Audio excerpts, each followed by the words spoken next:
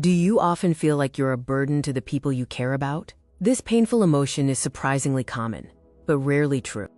In this video, we'll explore why you might feel this way, even when objectively, you are not a burden. We're here to help you understand and reaffirm your inherent value.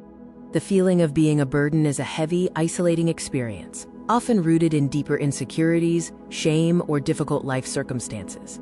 It's vital to recognize that this feeling is usually a reflection of your internal state, not an objective reality of how others view you. Your loved ones value you simply for who you are. Let's first look at identity erosion, a major factor contributing to these feelings of worthlessness and being a burden.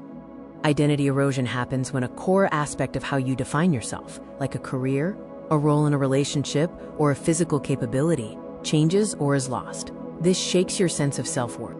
When you lose a familiar role or status, you might start to feel useless, equating your worth solely with what you contribute or do for others, rather than who you are. Next up is loss of productivity, a strong trigger for the feeling of being a burden in our modern achievement-focused society. Modern culture often equates productivity and ceaseless activity with worth. If you can't produce at the level you or society expects, the feeling of being a burden can intensify. The inability to, quote, pull your weight or contribute tangibly can lead to intense guilt, making you falsely believe you are a drain on resources or emotional energy. Let's examine relationship guilt, which is the anxiety related to needing support from others. Relationship guilt stems from the fear of inconveniencing loved ones or demanding too much of their time, energy, or resources when you need help. Remember, healthy relationships are built on interdependence and mutual support. Asking for help is not being a burden. It is being human and allowing others to show they care.